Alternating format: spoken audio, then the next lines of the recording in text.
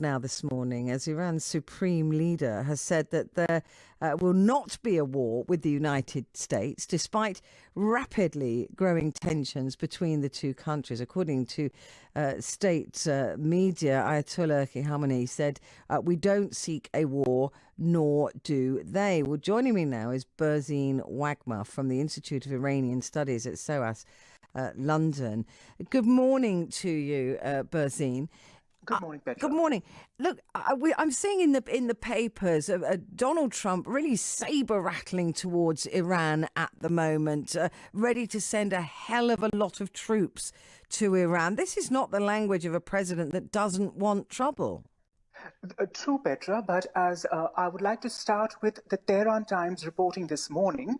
In fact, it points out that Trump has dismissed any such rumors of sending 120,000 plus troops to the region in order to bolster up his Persian Gulf Arab allies.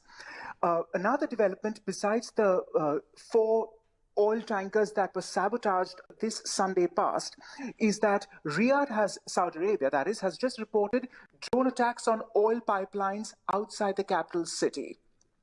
So that's a new development, and we don't know what exactly led to this drone sabotage of its oil pipelines. And Javad Zarif, the Iranian foreign secretary, is in Delhi because New Delhi, abiding by Washington's ultimatum, has discontinued importing oil because India is Iran's second largest importer after China. And they did have a reprieve window to import for a while, but now that, I'm afraid, is closing down. And Zarif is desperate. And desperate indeed they are, and in dire straits, because as President Rouhani said a few days ago, we've never had it so bad, even during the 8-year war with Iraq between 80 and 88. So is Iran a desperate country that needs our help, or is it a rogue state that needs to be controlled in the way that America believes it is? Neither here nor there. There are Iranian actions which are extremely questionable, which lends to a lot of insecurity for its allies near abroad. All of the Arab states do feel jittery about Iran, and they have felt so since '79, after the Islamic Revolution there, because of its radical thrust. And most of these conservative oil sheikdoms would not wish to, see themselves toppled as with what happened to the Shah in Iran. Iran does play a destabilizing role with Hamas in the Palestine conflict. There's no two ways about it.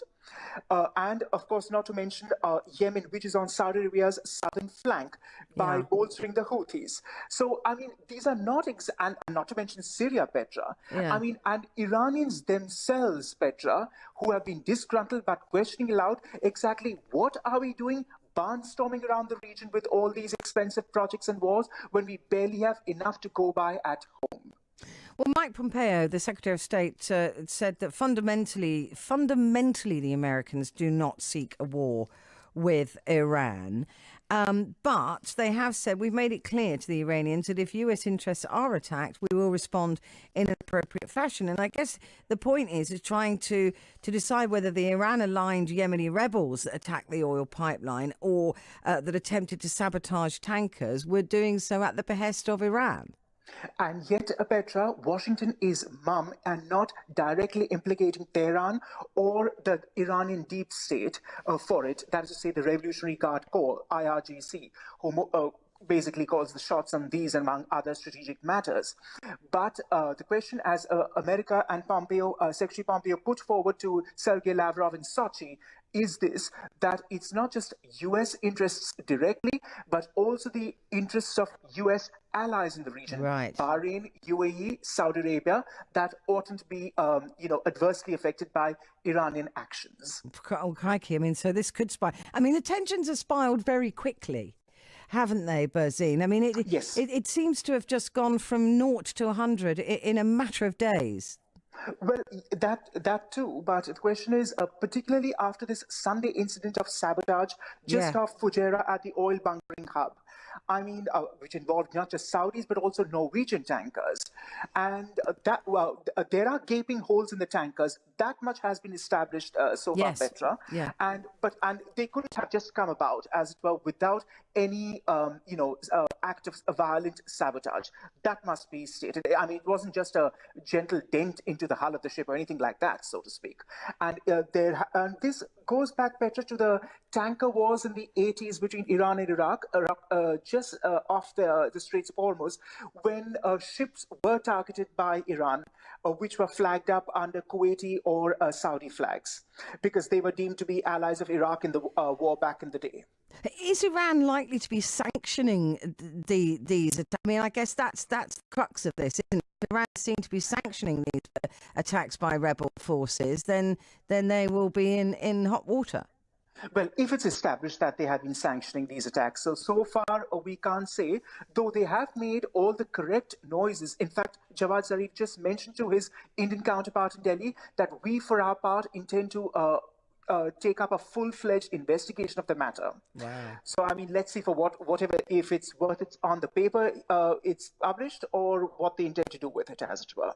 But to calm tensions down, is this why they're saying they're going to do these investigations, right? With America, just to go, look, it wasn't us, but we'll look into it as well. Well, it was a politic move on their part, no question about it.